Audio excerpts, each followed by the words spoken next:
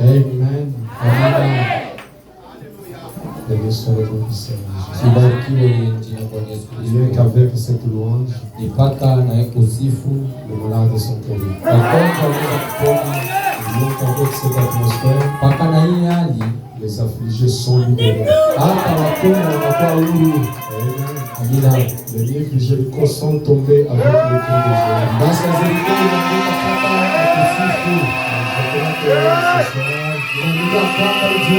quelque chose s'est déjà passé. Amen. Est-ce que vous le croyez? Et lorsque vous priez, votre foi monte. Et votre prière me touche, peu importe où je suis. Quand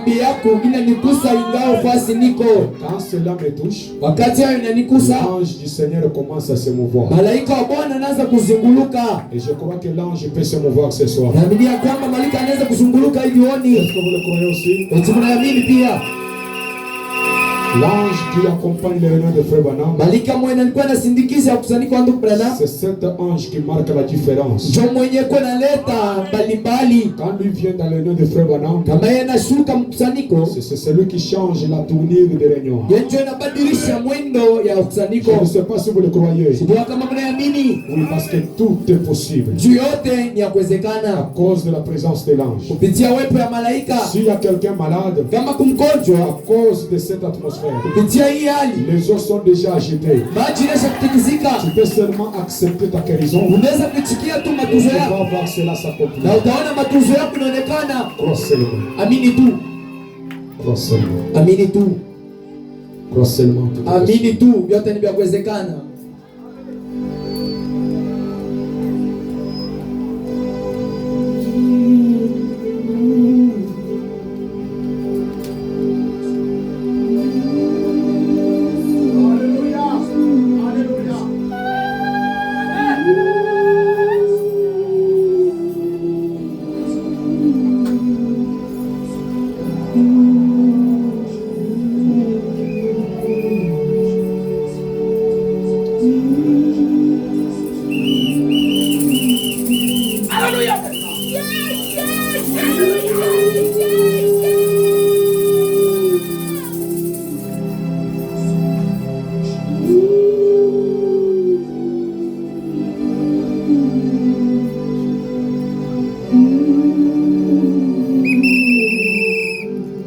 L'ange est là.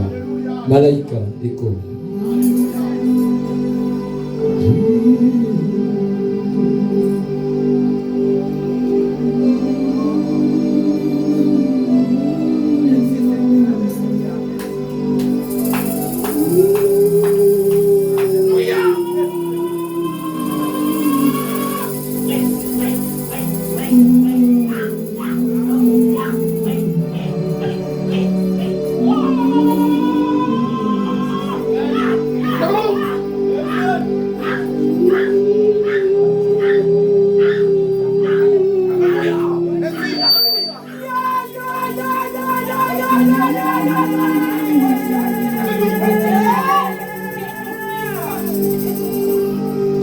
Toi, l'ange du Seigneur,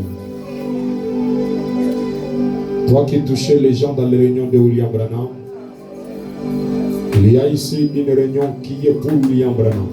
Amen. Nous t'appelons maintenant en scène.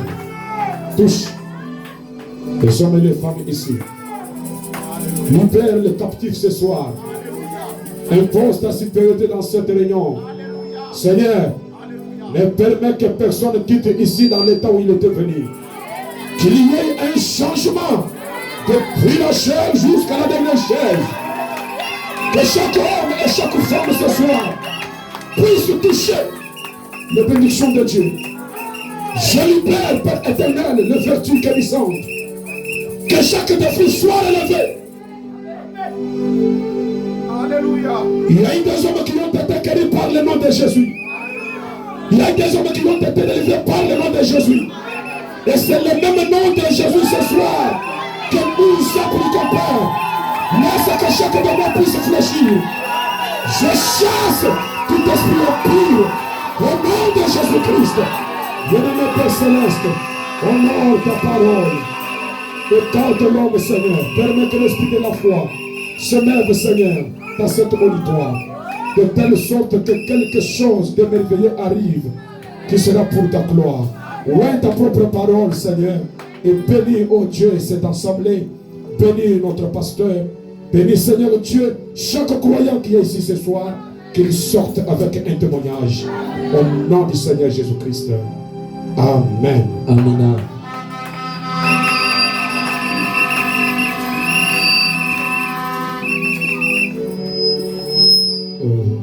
Pendant que nous sommes debout, Wakati sote tuko wima, je vais vous demander de lire avec moi la Bible. namiomba tusome pamoja na mimi Biblia. Nombre 13. Someni Nombre sura yake ya 13. L'Éternel parla à Moïse et dit, Wa milele akamwambia Musa na kusema, envoie des hommes tuma bantu pour explorer le pays du Canaan, jubende bachunguza mudi akanana que je donne aux enfants d'Israël. yenye nikunapewa watoto wa Tu Israeli. enverras un homme de chacune des tribus de leur père. Utatuma muntu wa mukile kizazi kya Tous baba yako. seront des principaux d'entre eux. Bote batakuwa bakowari katikati yao. Josué 18. Yoshua 18. Toute l'assemblée des enfants d'Israël se réunit à Silo Kusanyiko wote wa watoto wa Israeli kakusanyika kusilo, et ils y placèrent la tente d'assignation. bakatilia ema kule, Le pays était soumis devant eux. na inche ilitwi mbele yao. Il restait 7 tribus des enfants d'Israël Kabakia mabizazi 7 ya watoto wa qui Israeli n'avaient pas encore reçu leur héritage. wenye awapokea eriti yao. Josué dit aux enfants d'Israël, Yoshua akaambia watoto wa Israeli, jusqu'à quand négligez-vous wakati kani mutasula de prendre possession du pays ya kubeba fasi yenu que muinche l'Éternel, le Dieu de vos pères, vous a donné? uyenya wa milele Mungu wa baba yenu ananipewa? Jusqu'à quand tu vas négliger Na wakati kani utakuwa kusula de prendre possession du pays? ya kubeba inche? Le pays t'appartient. Inche ni yako. Amen. Amina. Que Dieu ajoute ses bénédictions Mungu ongeza baraka yake à la lecture de sa parole. mkusoma kwa neno. Amen. Amina. Je crois que aujourd'hui nous allons devoir terminer, Naaminia kwamba leo tutamaliza, mais on ne doit pas terminer avec Dieu et sa parole. na tutamaliza na Mungu na neno yake. Amen. Amina. Ce sujet est tellement vaste Hiki sina kiko kubwa qu'on peut en parler de jour et de jour. Kenya tunaweza kusema masiku na masiku. Allez-y explorer le pays. Mwendeni mchunguza nje. Amen. Amina. Est-ce que vous êtes prêts ce soir? Eti mko tayari jioni? N'acceptez pas de sortir de ces réunions sans avoir votre évidence. Musitikie kutoka muhimu kusanyiko bila kupata yako alama. Je ne sais pas si vous me suivez bien. Ndio kama mnanielewa mzuri. N'acceptez pas Musitikie que ces réunions se terminent imkusanyiko imalizike sans que vous possédez quelque chose du pays. bila wewe kukamata kitu kia kutokea mwinche. Si quelqu'un d'autre a déjà eu l'évidence du pays, Kama mtu mwingine anesha kupata alama ya mwinche, c'est pour lui, ce n'est pas pour toi. ni yake aina yako. Tu dois avoir ton propre évidence. Na wewe binapashwa upata yako. Parce que le pays est là devant nous. Jo inche iko mbele yetu. Ce n'est pas une imagination. Haiko mafikiri. C'est un pays réel. Ni inche ya kweli. Et nous avons vu que tout est dans les pays. Na tukaona kwamba vyote viko ndani ya inche. Rien ne manque dans les pays. Hakuna kile kikunakosa muinche. Est-ce que je peux entendre amen? Naweza kusikia mina? Oui, rien ne manque dans ce pays. Ndiyo, hakuna kile kinakosa mwinche. Mais tout dépendra juste de vous. Yote talaria kwenu. Lorsque vous entrez dans les pays, Wakati unaingia mwinche, qu'est-ce que vous allez voir dans les kinini pays? utaona mwinche? Si vous voyez les géants, Kama unaona watu barefu, alors vous aurez peur. utakuwa na oka. Mais nous voulons être du côté de Josué et Caleb Napenda tuwe ngambo ya Yoshua na Caleb. et n'ont pas vu les géants. Bo abakuona bale barefu barukuya. Parce que écoutez mes amis, Musikieni barafiki. les 10 espions ont vu les géants. Aba bantu 10 bakaona barefu bale barukuya. Mais ce qui est très déplorable, Na kienye kuwa kia buluma, c'est que eux-mêmes disent que nous sommes comme des sauterelles devant ces géants. ni kubashikia bo benye nasema tuko sama Vous ne devez pas vous sous-estimer vous-même. Mais Josué et Caleb ont dit, nous sommes capables de posséder les pays. Il y a les gens qui se sous-estiment, qui disent qu'ils ne peuvent pas acheter une parcelle en ville. Et ils ne peuvent pas voyager. Et ils pensent que non, non, écoutez, vous êtes plus que capable. Est-ce que vous êtes ensemble avec moi? Vous êtes plus que capable ce soir. Parce que Dieu l'a dit. Et ce que Dieu a dit, ça va s'accomplir. Amen. Alors nous avons vu que dans le pays, il y a des choses qui changent. Nous avons découvert que les enfants d'Israël, quand ils étaient en Égypte, ils mangeaient l'ail et autre chose. C'était une nourriture. Quand ils sont arrivés dans le désert, ils mangeaient la manne, la nourriture des anges. C'est les anges qui apportaient ça. Le désert, c'est les âges de l'église. Il y a eu changement de nourriture. Et quand ils sont arrivés dans le pays, il y a eu aussi changement de nourriture. Marion Branham a eu 3 poules ou 3 attractions. C'est 3 sortes de nourriture différentes. Amen. Quand on arrive dans le pays, il y a la nourriture pour le pays. Dans le pays, on mange le blé du pays. Et vous allez voir que lorsque les enfants sont entrés dans le pays, la manne a cessé de pleuvoir. C'est-à-dire la nourriture des anges, des étoiles, des messagers. Cela a cessé de pleuvoir. Et dans le pays, il y a un nouveau système. Je ne sais pas si vous êtes avec moi. Regardez dans la Bible. Lorsque Noé était sur la terre, quand il vivait sur la terre ensemble avec Enoch, ils avaient une sorte de nourriture. Ils mangeaient les fruits et les légumes. Enoch a été enlevé. Je vais attirer votre attention. Noé et Enoch, ils ont eu tous à vivre dans une dispensation avec un seul livre. Avec une Bible qu'on appelait le Zodiac. Donc pour entendre Dieu parler, il devait regarder en haut et voir les étoiles. Noé s'est arrêté juste à cette Bible-là. Mais Enoch a fait un pas de plus. Enoch a quitté le Zodiac. Il a construit une autre Bible qu'on appelle les pyramides. Dans les Zodiac, il n'y avait pas la foi de l'enlèvement. Mais dans la pyramide, c'est là où il y avait la foi de l'enlèvement. Noé est resté avec les Zodiac, avec les étoiles. Maintenant, regardez, avant que Enoch soit enlevé, ils mangeaient tous les légumes et les fruits. Enoch est parti dans l'enlèvement. Noé est resté sur la terre.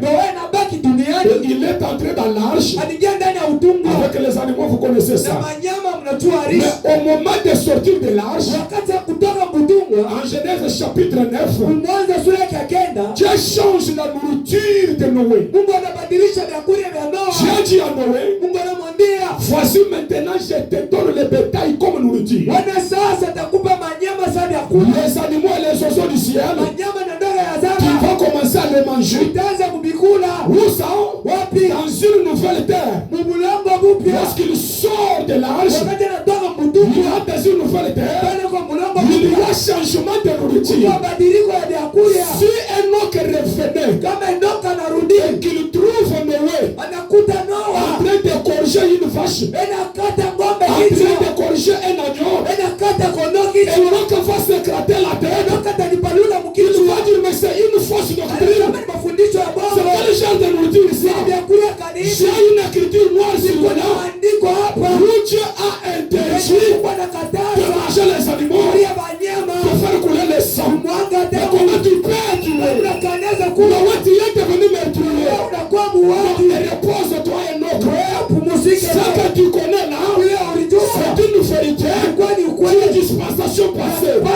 Il y a déjà un nouveau message.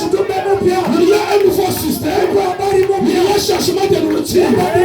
Je ne sais pas si vous comprenez. Lorsque Noé sort de l'âge, il y a l'arc-en-ciel aussi. Et lorsque l'ange puissant d'Apocalypse il y a l'arc-en-ciel au-dessus de sa tête. Pour dire, il y a une nouvelle nourriture. Ce qui était interdit autrefois, cela on vous le permet. Je ne sais pas si vous êtes avec moi. Regardez dans la Bible, il a fait interdit aux enfants d'Israël de manger les quadrupèdes et les reptiles. Et c'était ça dans les judaïsmes. Amen.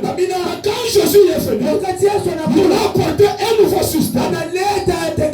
Il fallait quitter le judaïsme, faire un nouveau système. Et nous voyons Pierre qui continue de judaïser dans la nouvelle dispensation, dans le nouveau message. Pierre n'a pas compris qu'il y a eu changement de nourriture. Il continuait de refuser de manger les quadrupèdes, de manger les reptiles. Alors Dieu descend, il donne une vision à Pierre. Il fait descendre une natte avec les quadrupèdes, avec les reptiles. Dieu dit à Pierre, tue et mange.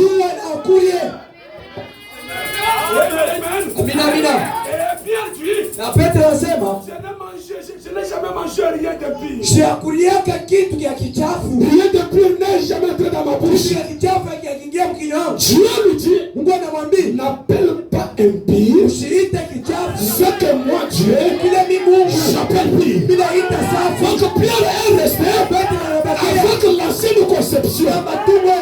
Il y a beaucoup de gens dans le tabernacle qui continuent d'avoir la conception dénominationnelle catholique. Il dit Jésus vient, il a une certaine conception. Pierre, tu es mort. Pierre, tu es mort.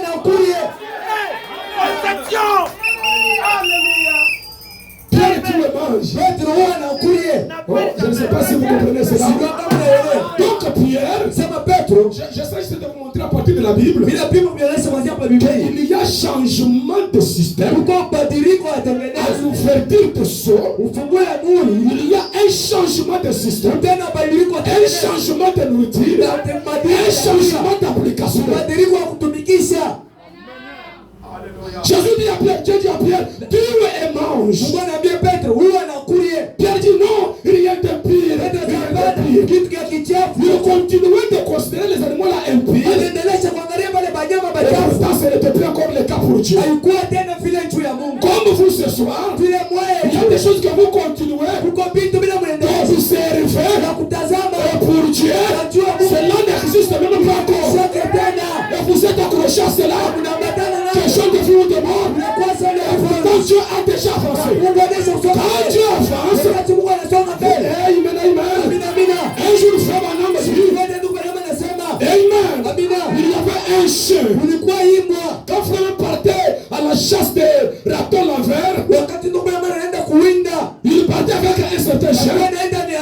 Et ce chien-là, il devait suivre cet animal. Lorsque l'animal grimpe à un arbre, le chien devait arriver en bas de l'arbre. Il commence à aboyer. Lorsque frère Branham vient, il identifie que l'animal est monté à cet arbre. Il commence à regarder en haut. Où est-ce qu'il est pour que je puisse le tuer. Maintenant, frère Branham a remarqué que les chiens qu'il a fait, il est arrivé à un arbre. Il continue d'aboyer. Écoutez, l'animal est ici. L'animal est ici. Quand frère Branham regarde, il ne voit pas ma soie. Écoutez, on a appelé ce chien-là le chien trompeur. On l'a tué. Frère Branham dit, qu'est-ce qui se passe? C'est vrai. L'animal était monté à cet arbre. Il n'est pas resté à l'arbre. À partir de cet arbre, il est passé à un autre arbre. Il est chez lui. Il reste accroché à l'arbre. L'animal est ici. C'est ce qui se passe avec les églises. C'est vrai.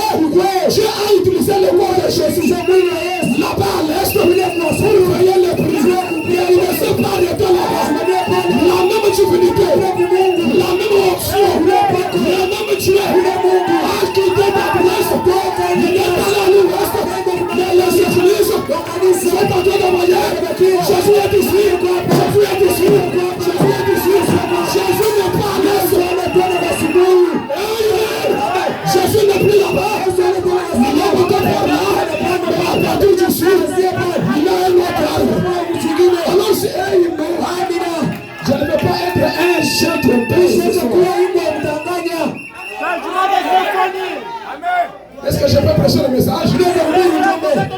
Je ne veux pas être un chef trompeur. Je vais vraiment approcher le premier poule. Les gens étaient guéris. Il a approché le deuxième poule. Les gens étaient guéris. Il y avait le discernement. Les gens sont restés là-bas. Nous avons Dieu dedans. Il y a plus que ça. Il y a le troisième poule. L'ouverture de la parole. Mais les églises, les tabernacles, ce sont des chefs trompeurs. Nous continuons de crier. Dieu est ici. Dieu est ici. Dieu a déjà quitté ces choses-là. Dieu a déjà quitté ces choses-là. Dieu a déjà changé d'adresse. Vous devez changer d'adresse. Je ne sais pas si vous le voyez. Le même Dieu qui était à l'est, c'est le même Dieu au coucher du soleil. Le même Dieu qui était en Soudan, c'est le même Dieu au coucher du soleil qui a en cravache. Est-ce que vous le croyez? Il a rasé la barbe. C'est la même divinité. Juste il a changé d'affaire. Je ne sais pas si vous comprenez. Si vous restez, il est ici. Un chien trompeur. Un chien trompeur. Un tel chien, il faut la barbe. Une église qui pointe une fausse adresse de Dieu, c'est une église qu'il faut quitter.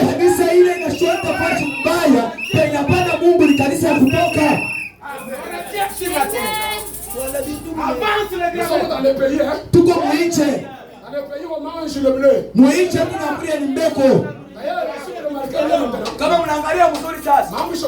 Les choses sont déjà changées. Autrefois, quand on mettait au monde un enfant, cet enfant-là fera 6 mois pour qu'on lui donne de l'eau. Oui, donc il faut attendre. Donc pour lui donner la bouillie, il faut après une année. Les foufous, il faut les enfants d'aujourd'hui. On vient de les mettre au monde et le bois de l'eau. Donc 2 mois, on lui donne du lait. Il boit, il dit, comment nous devons boire? On essaie seulement, on essaie un peu les foufous. On essaie, il mange, il dit, Ndioku Mulambo. C'est ça, c'est pour dire qu'à dans cet âge ici, même un nouveau venu, on lui donne la matière d'huile, il va manger,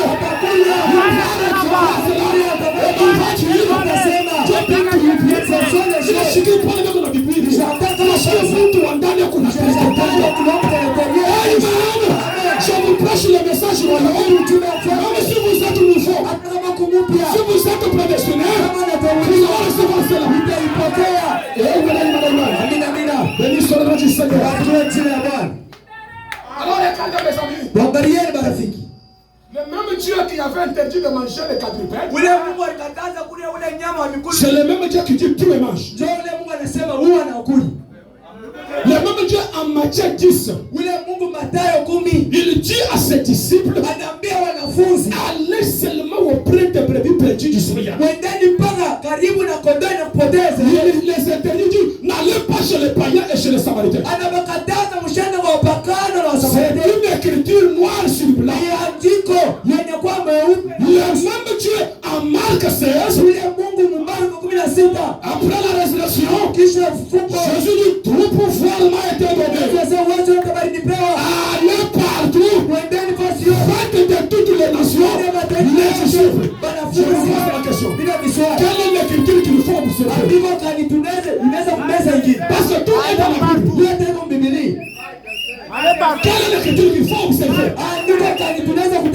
Lire à l'écriture.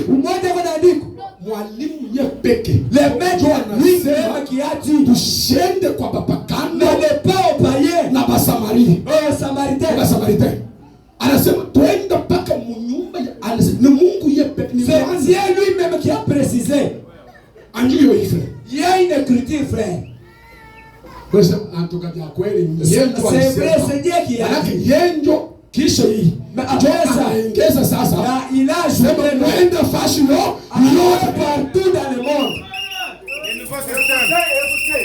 Alors c'est ce qui se passe sur les bancs de Frère Branham. Vous allez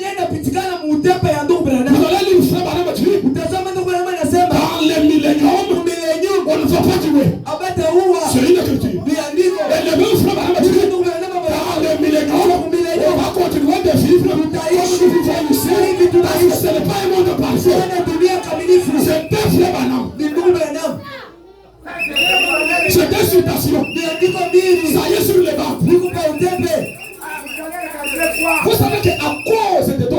d'avancement. Il y a des gens qui manquent d'avancer avec Dieu. Les gens qui sont restés accrochés, Moïse a raison. Moïse avait dit. Oui, le même Moïse qui a dit. C'est lui qui a encore ajouté.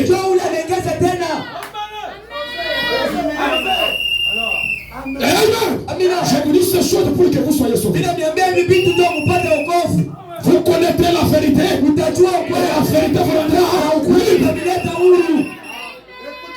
Il y aura toujours des écritures qui vont empêcher les gens à croire la vérité présente. Et pourtant c'est la vérité présente qui a franchi. Un jour Jésus est venu comme le Messie. Il manifeste le signe messianique. Les gens sont venus le voir. Les scribes disent que Élie doit venir premièrement rétablir toutes choses avant que le Messie vienne. Mais comment toi tu es déjà là comme le Messie? Élie n'est pas venu. Jésus leur dit Élie est déjà venu et vous êtes paratico. Et frère Branham dit l'enlèvement aura lieu sans que les gens se rendent compte. Il faut continuer d'attendre. Comment nous voyons la troisième guerre mondiale? Comment nous voyons l'Amérique être bombardée? Il avait été dit ceci. On va leur dire l'enlèvement a déjà eu lieu. Vous êtes paratico.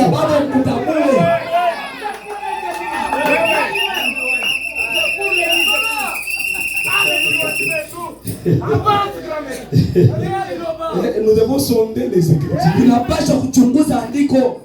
Jusque-là, je n'ai rien dit. Ah, j'ai dit. Ah, voilà, ça y est. Béni soit le nom du Seigneur. Mais nous devons entrer dans le pays. Non pas seulement pour entrer, mais pour manger les biens du pays. Dans ce message, il y a eu des gens qui sont venus dans ce même message. Ils sont venus démunis. Des pauvres personnes. Ils sont venus dans le même message. Écoutez, à partir du message, ils sont devenus millionnaires. Les millions sont dans le pays. Parce que le pays c'est le message. Je précise bien. Pas n'importe quel message. Le message de son. Les saints qui sont révélés. Parce que c'est ça notre message. Votre message n'est pas la justification. Votre message n'est pas la sanctification. Notre message, ce n'est pas la restauration de dons. Notre message, c'est le retour en éternel. L'ouverture de soi. L'ouverture de la parole. Est-ce que vous le croyez? La venue du royaume. Lorsque vous êtes dans ce message, tout est dedans. La guérison est dedans. La perfection est dedans. Les véhicules sont dedans. Une bonne nourriture est dedans. Dans le message. Pas en dehors du message. Dieu a dit qu'il ne bénira Israël que dans sa patrie.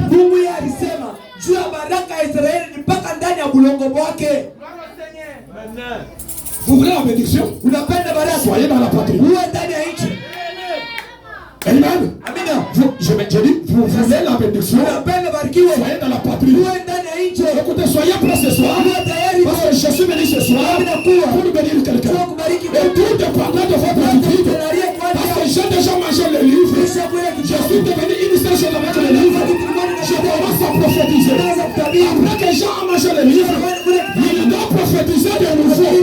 Ça fait dire, il avait déjà prophétisé, mais ça n'a pas suffi. Il y a la deuxième prophétie. Et je vais prophétiser ce soir. S'il faut vivre, même s'il y avait déjà une première prophétie, il y a la possibilité qu'il y ait une deuxième prophétie. Un jour, il y avait une femme, le nom de Madame Weber. Madame Weber était une croyante de frère Branham. Elle habitait derrière Branham Tabernacle. La mort est venue sous la forme de la maladie. A frappé Madame Weber. Et Madame Weber était mourante. Les docteurs ont dit Madame Madame Weber, il n'y a pas la faisabilité. Vous êtes condamné. Allez mourir à la maison. On l'a ramené à la maison. Pendant qu'elle est à la maison, l'ange vient pour le faire maintenant. Il dit, va voir Madame Weber. Ainsi dit le Seigneur, elle doit mourir. Condamné par la médecine, condamné même par l'ange du Seigneur. Frère Branham dit, quand je dis, ainsi dit le Seigneur, ça n'échoue jamais.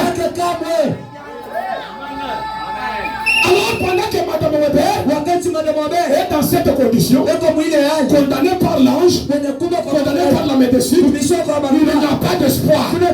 Et elle voit les sœurs qui viennent la rendre visite. Madame Weber, moi je dois mourir. Qu'est-ce que le prophète a dit? Le prophète a dit que je dois mourir. Tu vois? Lui il n'a pas pitié.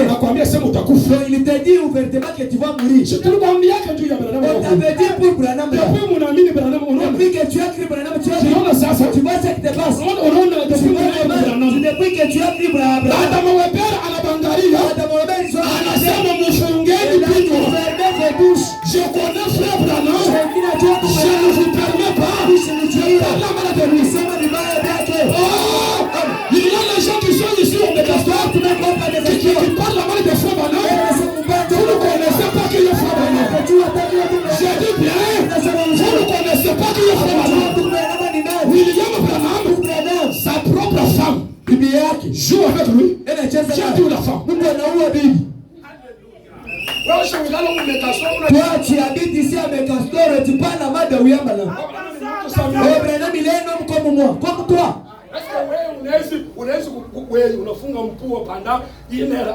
Toi tu peux fermer votre respiration pendant 1 heure du temps, tu ne respires pas. Branham il le faisait. Donc il est né à sans mot, essaye un peu.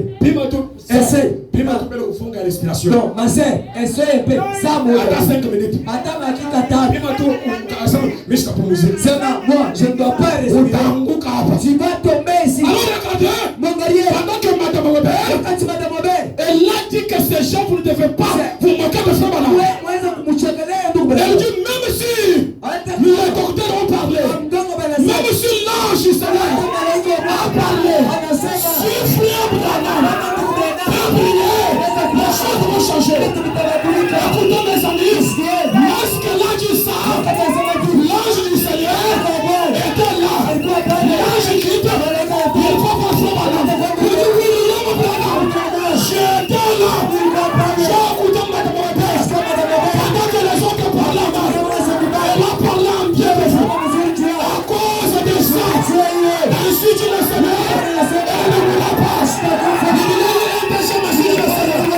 Je vais le dire, ce soir, il y a un déchet, merci du Seigneur. Si on t'a fait mentir, j'ai merci du Seigneur. Si on avait parlé, que tu ne feras rien, j'ai dit, j'ai un déchet, merci du Seigneur. Alléluia. Si on avait parlé par les hommes, ce soir, en tant que serviteur de Dieu, maintenant sur la commission de transmission, je vais parler. C'est le dernier jour. Léo, Dieu, Léo. Aujourd'hui, c'est aujourd'hui. J'ai dit Léo. Aujourd'hui, Dieu, Léo. Aujourd'hui. Ça t'a mis où? Avec qui est où? Ça t'a mis où? Léo. Aujourd'hui, ça t'a mis où? À la tête. À la chine où? Léo. Ça t'a mis où? À la litouche. À la chine où? Ça t'a mis où? Qui peut t'arriver? Dans le pays, tout est dedans. Oui, tu es bien comme. Je dis que je suis venu ce soir. Je ne dois pas beaucoup enseigner. Je suis venu pour prononcer les paroles. Amen. Si quelqu'un croit, il va recevoir quelque chose. La puissance de la création est ici. Dieu peut créer une nouvelle personne. Je répète, Dieu peut créer une nouvelle personne. Madame Weber, à cause de son attitude mental correct envers les représentants de Dieu. Kupitia hali yake ya mkichwa mzuri, kuangaliana na uonesho wa Mungu kwa dunia. Frère Branham est le représentant de Dieu.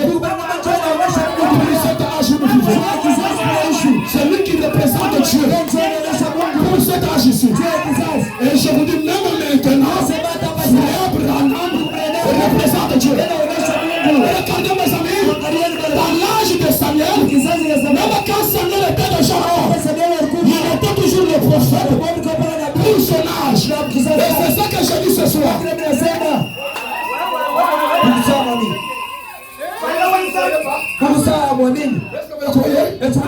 je vais descendre. Si vous avez une bonne attitude envers les représentants de Dieu, quelque chose doit arriver.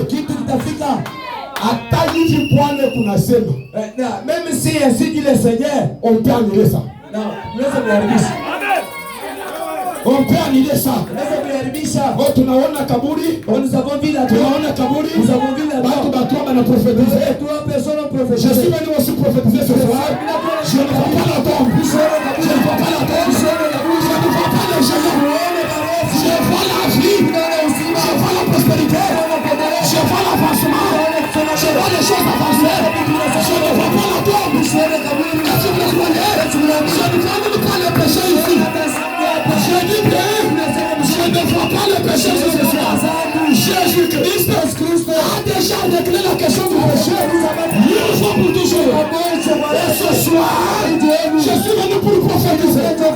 Les ossements de Jésus vont vivre de nouveau. La finance de ces choses va vivre de nouveau. Le travail de ces choses va vivre de nouveau. La maternité de ces choses va vivre de nouveau. La parole parlée est la semence originale. Si Élie est un homme, sous le sang de bouquet de taureau, il a dit il n'y aurait pas de pluie. Sinon ma parole. Et ce soir, je vais dire, on ne va pas vous ensorceler. Sinon ma parole. Je parle ce soir. D'ailleurs, j'ai lu tous les esprits de sorcier ce soir. Je rends captif chaque esprit de sorcellerie. Je rends captif chaque puissance de ténèbres. Je libère l'ange du salaire.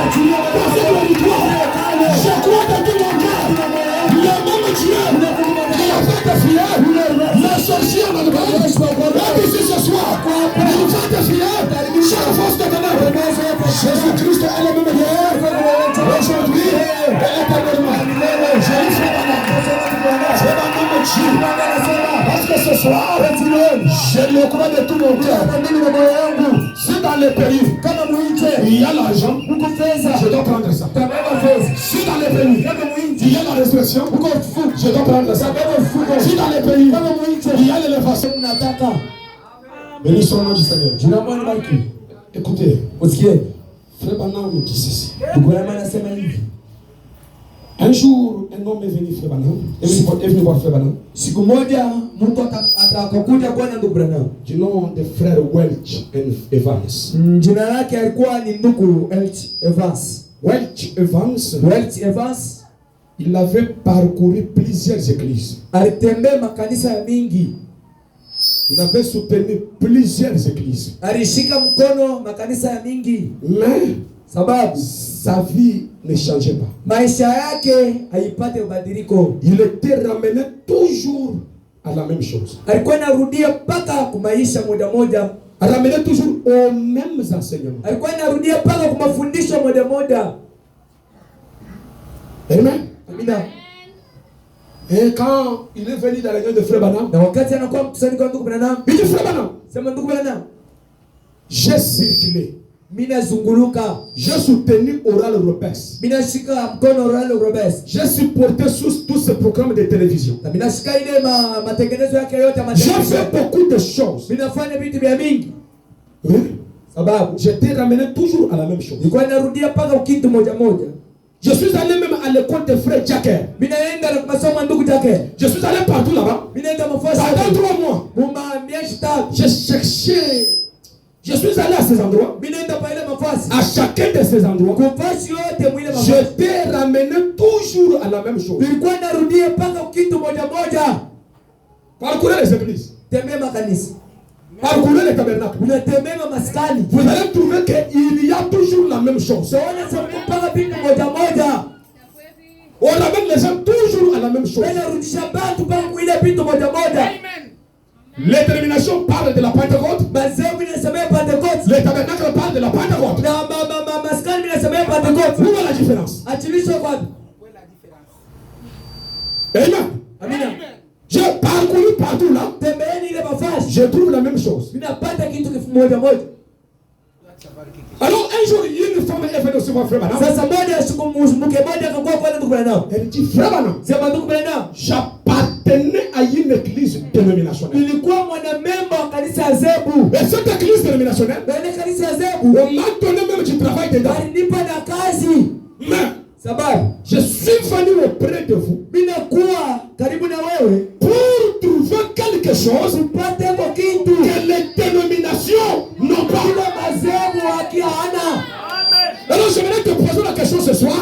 Pour que tu y es dans le message, qu'est-ce que tu possèdes que les dénominations n'ont pas?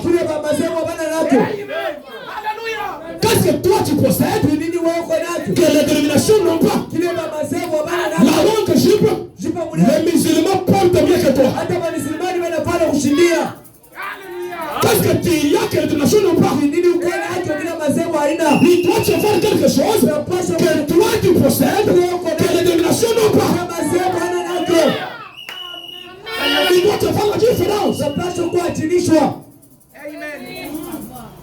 Amen. Amina. Sur les dénominations, on prêche Jésus. Dans les tabernacles, on prêche Jésus. Où est la différence? Amen. Amina. Chez les dénominations, on prêche la justification, la sanctification, le baptême du Saint-Esprit. On prêche la même chose dans les tabernacles. Amen. Mais écoutez mes amis, il y a quelque chose que les dénominations ne possèdent pas. Je répète, il y a quelque chose que les dénominations ne possèdent pas ce soir. Et c'est cette chose-là que j'aimerais que vous puissiez posséder ce soir. Dans les dénominations, il n'y a pas la véritable expiation. Amen.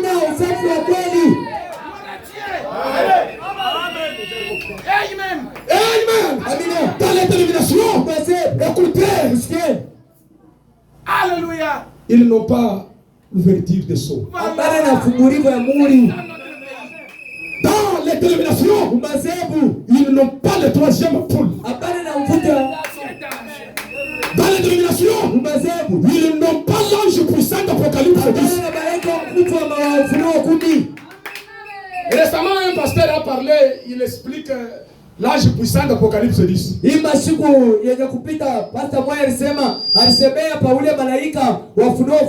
pasteur de dénomination. Il dit que l'ange d'Apocalypse 10, quand j'ai regardé, on dit qu'il a un pied sur la terre, un pied sur la main.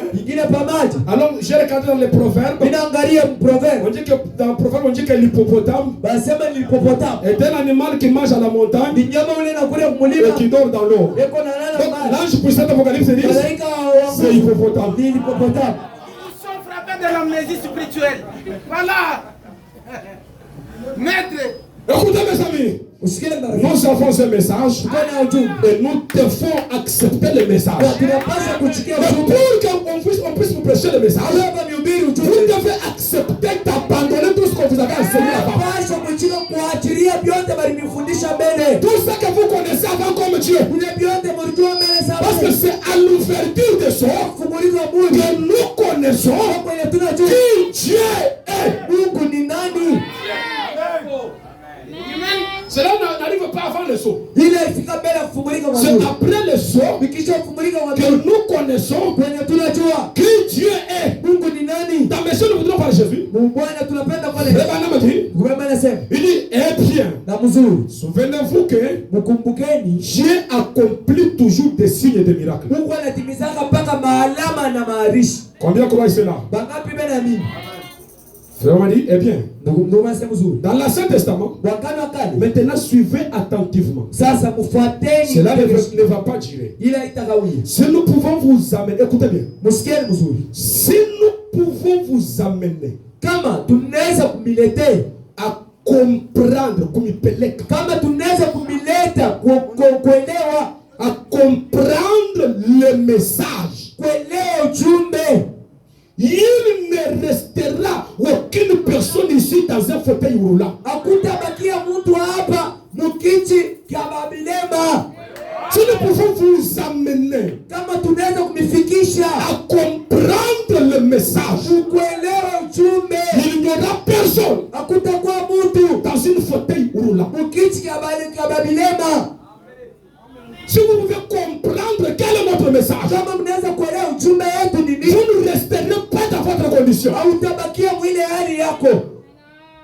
Si on peut seulement vous amener à comprendre le message, kama naweza kufikisha mkuelewa ujumbe, tu ne resteras pas la même personne que tu es ce soir. hautabaki vile vile ulibuya. Je dis bien juste comprendre le message. kuelewa ujumbe.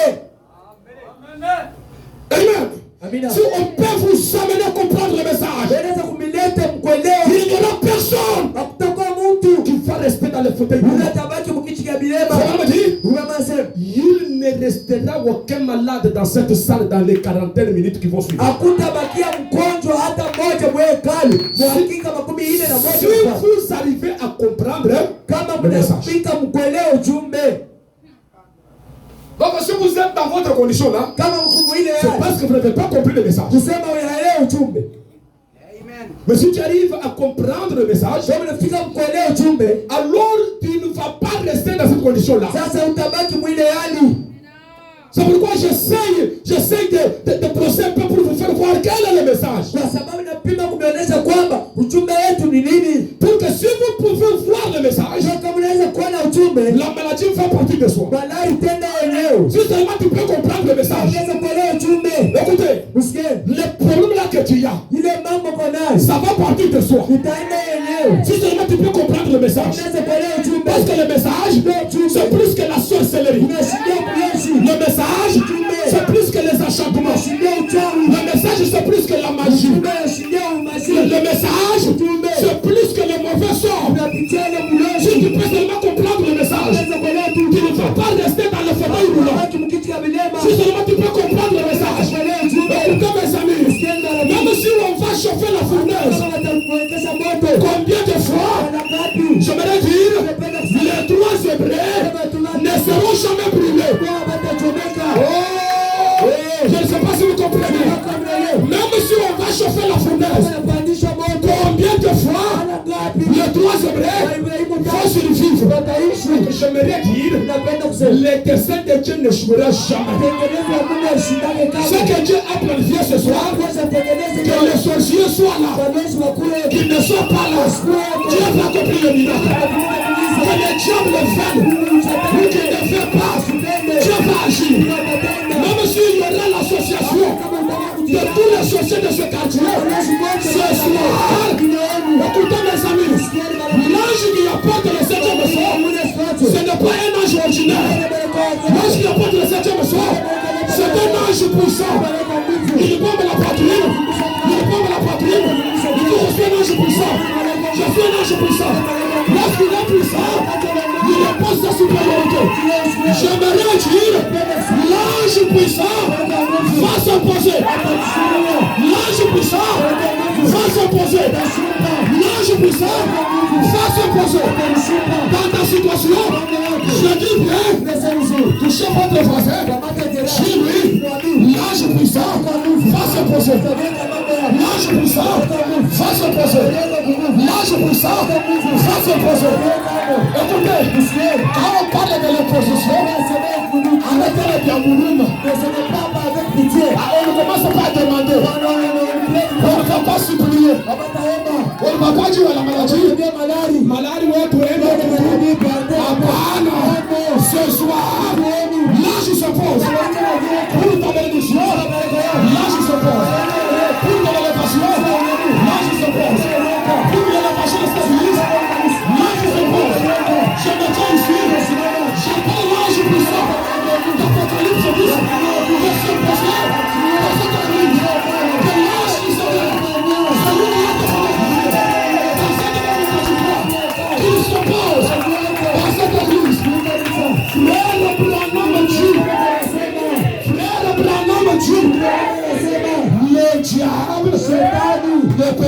maudire celui que Dieu a béni. Celui qui est béni est déjà béni. Celui qui est béni est déjà. Tu peux dire, je suis déjà béni. Je suis déjà béni. Si Dieu m'a déjà béni, il m'a déjà béni. La tante est venue en retard.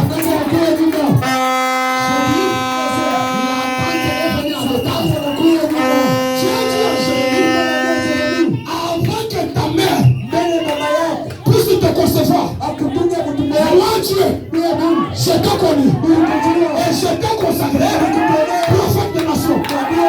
Je vous pose la question. De quel Jérémie s'agissait-il? Tu crois? Non. Jérémie a existé avant le corps. Je ne sais pas si vous comprenez. Je me dis ceci. Jérémie que Dieu avait consacré, c'était sa théophanie. Le véritable Jérémie, le véritable front, ce n'est pas ce corps. Le véritable front, c'est la théophanie. Les sorciers, ils parlent de ce corps, mais Dieu a déjà béni l'âme intérieure. Ce que Dieu a béni est déjà béni. Et il lancera comme dans le livre de vie de l'agneau. Je ne sais pas si vous comprenez. Il lancera comme dans le livre de vie de l'agneau. Dans le livre de vie de l'agneau, il est écrit là-bas que c'est Jonas qui doit aller prêcher à Ninive.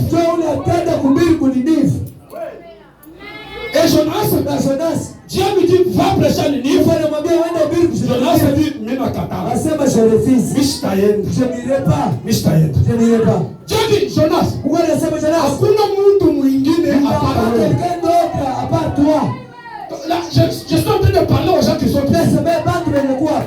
Personne ne prendra ta place. La bénédiction de David appartient à David. Même si David était absent, le prophète est venu pour rendre le roi. Regardez, Isaïe a fait sortir ses enfants. Les 7 enfants. Le prophète regarde. Il dit les 7 étoiles, les 7 messagers. Je les ai rejetés. Il n'y a pas un huitième. Il n'y a pas un huitième. Vous avez dit le huitième? C'est un petit garçon. Un fois arrivé. Samuel dit, amène-le. Amène-le. Je vais déclarer quelque chose. La bénédiction viendra te chercher. La bénédiction viendra te chercher. Même si tu es au village, même si tu es dans quelle situation, la bénédiction, c'est ta bénédiction. David dans la brousse, pour son père. David était qu'un simple berger. Pour Dieu, David est le roi. Je ne sais pas ce que vous représentez pour les hommes. Les hommes peuvent penser que c'est n'importe qui. Il ne peut rien faire. Donc pour Dieu, vous allez faire. David dans la brousse, il voit les gens qui te demandent. On dit on te cherche. Qu'est-ce que j'ai fait? Non, regardez, tu viens ici. Il y a quelque chose qui t'appartient qu'à toi. Est-ce que je peux attendre une main? David arrive, le prophète regarde. Il dit voici le roi. Voici le roi. Voici le roi. Qui était David? David était le huitième de sa famille. David était le huitième. Après les 7 âges de l'église, le huitième âge, l'âge de l'épouse, c'est là où l'onction royale descend. C'est là où Dieu partage sa gloire. Je ne sais pas si vous le croyez. Les pays promis, la prostration des saints des anges, là où les veillards peuvent la gémir, là où les morts sont ressuscités, dans les pays promis, là où il y a la puissance des anciens. Je vais dire ma bénédiction, c'est ma bénédiction.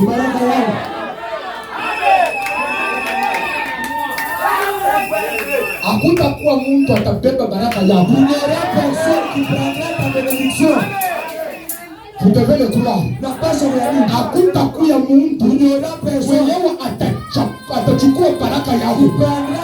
Kama ni baraka yako, ça sera pour toi. kama ile mkweli ni yako, Si cette mariage est pour toi, hata kama kunakuja bibi mwingine, même si il y a une autre femme, Mungu tayari atarudia paka. Paka amrudie. Nasema paka Bwana ule amrudie. Kama ile mariage ilikuwa ni yako, paka ule Bwana amrudie. Est-ce que je peux entendre amen? Jonas a dit non? Je ne pense pas. J'ai dit Jonas. Dans le livre de vie de l'agneau, il est écrit, c'est Jonas qui a prêché le livre. Vous savez que même Jésus, il a vu sur la terre, il a senti bon sur la terre. Quand le moment est arrivé pour mourir, il dit non, je pars d'abord dans les montagnes. Il a pleuré toute la nuit. Les larmes sont changées au sang. Seigneur, Bwana, si cela te plaît, kama inakufurahisha, enlève cette coupe. tosha kikombe, Enlève cette coupe. tosha kikombe. Dieu lui répond, Mungu anamjibu, toi-même quand Dieu est vivant là, wewe mwenyewe pale unaishi, dans le livre de vie de l'agneau, il est écrit, toi qui es l'agneau, déjà immolé, dès avant la fondation du monde. C'était impossible. Même Jésus lui-même, c'était impossible qu'il refuse de mourir. Pourquoi? Ce qui est écrit est déjà écrit. Donc je vais dire ce soir, si dans le livre de vie de l'agneau, il est écrit qu'il est l'homme d'affaires, ataka mnakatala, unasema mimi ndio kwa mashamba, mule mumashamba mule utatokelea l'homme d'affaires. Donc ce qui est écrit est déjà écrit. Apende, basipende, ce qui est écrit est déjà écrit.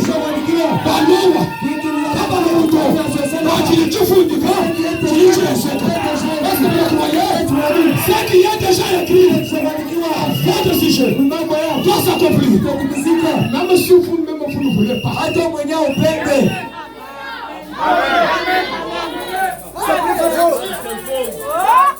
Même si toi-même tu dis, Hata kama mwenyewe anasema je refuse d'être béni. kama Mungu alikwesha kusema utabarikiwa, Si Dieu avait déjà dit que tu seras béni, hakuna balozi bale batakuloga. il n'y aura pas de sorcier qui va t'ensorceler. Alors oubliez, les sorciers ont dit, les sorciers ont dit, les sorciers ont dit, il y a ici un homme qui peut allumer la lumière. Est-ce que vous le croyez? Ce soir que la lumière s'allume dans votre maison, que la lumière s'allume dans vos foyers, que la lumière s'allume dans cette église, que la lumière s'allume dans cette assemblée.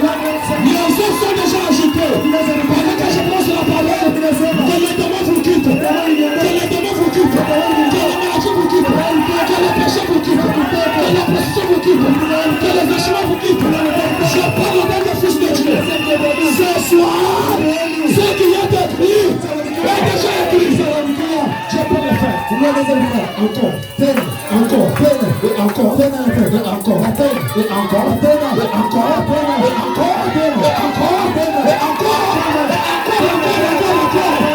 Je peux le faire. Et refuse la médiocrité. Et refuse la médiocrité.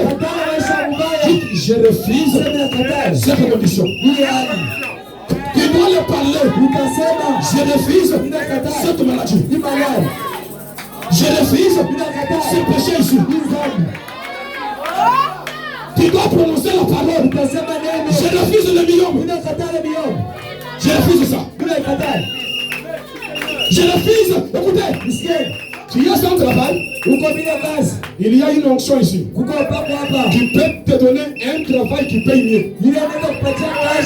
Oh, je ne sais pas si vous le croyez. L'éternellement, pour proclamer la parole, libérer les captifs. Il y a un homme ici qui brise les chaînes. Il y a un homme dans cette assemblée qui libère les captifs. Pendant que je suis en train de parler,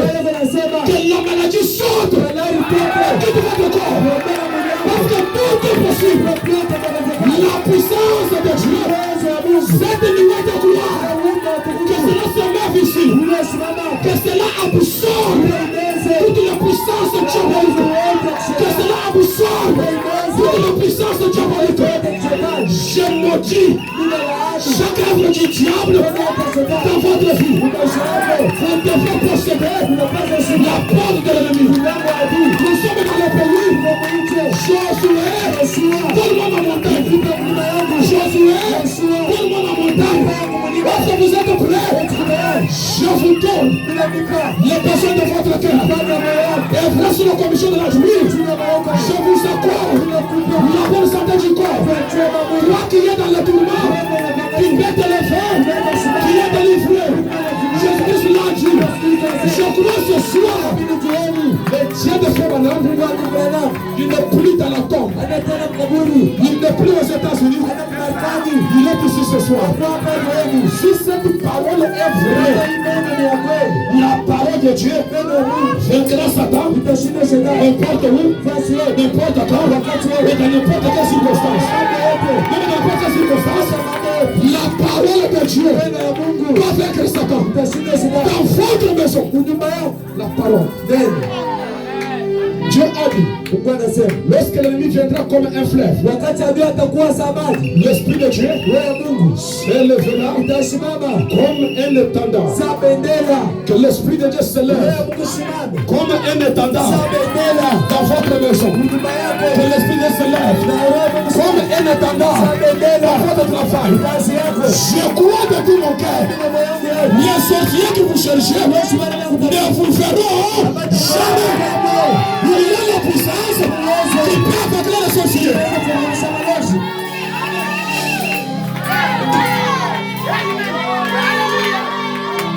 Lorsqu'ils vont venir, ils vont regarder, ils voient la lumière. Parce que tu es la lumière. L'éternel Dieu est un feu dévorant. Il doit dévorer toutes les petites puissances, toutes les petites lumières.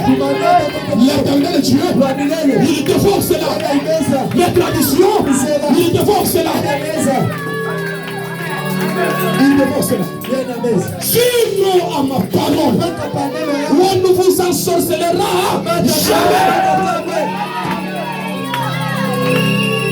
Sinon ma parole, je me tiens dans le pays. Ça dépend de ce que vous avez besoin. Si vous le croyez, l'ange du Seigneur, celui qui est à la côté frère Branham, cet ange n'a jamais menti. Cet ange n'a jamais menti. Il a dit vraiment, si tu es sincère et que tu aimes les gens te croire, rien ne résistera. Croyez-vous frère Branham?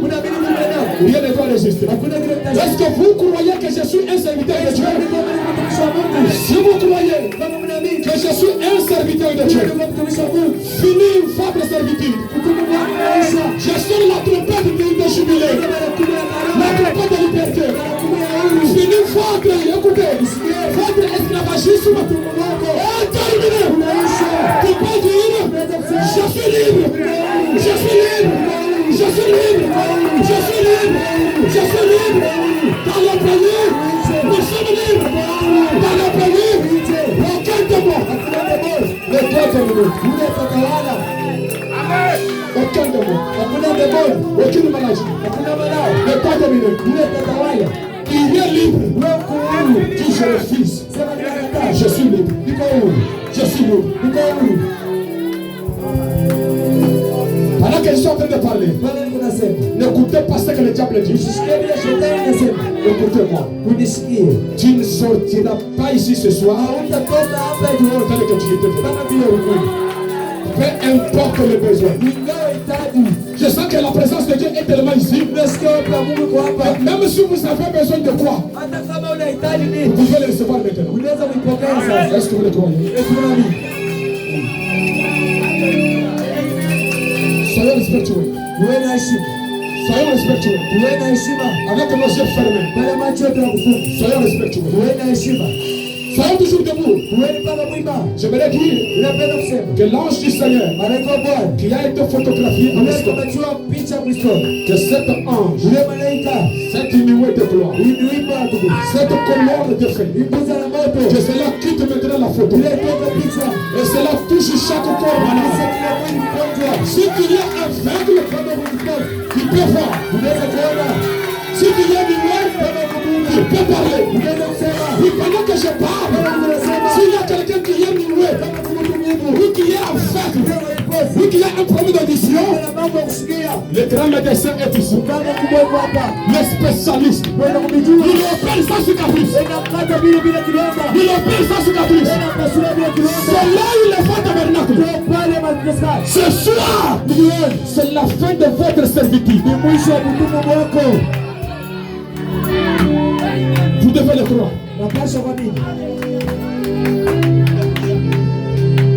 Jésus agit encore. S'il y a les gens ici dans cette salle qui sont malades, ceux qui n'entendent pas les sourds, les sourds peut-être d'une oreille, ou vous êtes aveugle, vos yeux ne voient pas, et que vous croyez que tout est dans le pays, je vous demanderai de monter ici. Jésus-Christ brise toutes les chaînes. Je libère l'esprit de la foi dans l'auditoire. Et je crois que les guérisons vont s'opérer. Parce que cette parole est la parole de Dieu.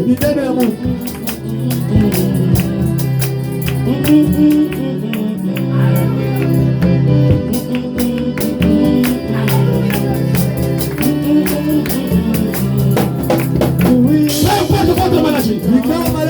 Si vous croyez que Jésus-Christ est ici, vous allez vous avancer ici. Le Dieu de la Bible, il opère encore des miracles. Il guérit encore. Il restaure encore. Peu importe votre maladie, peu importe votre problème, Jésus-Christ est capable ce soir de relever votre défi.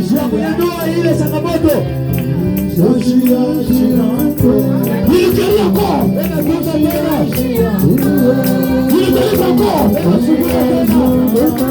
Il élève encore. Il est le meilleur de votre chef Alléluia. Peu importe votre problème, croyez que tout est possible maintenant. Croyez que l'ange est ici. Et il faut le faire. Il faut le faire.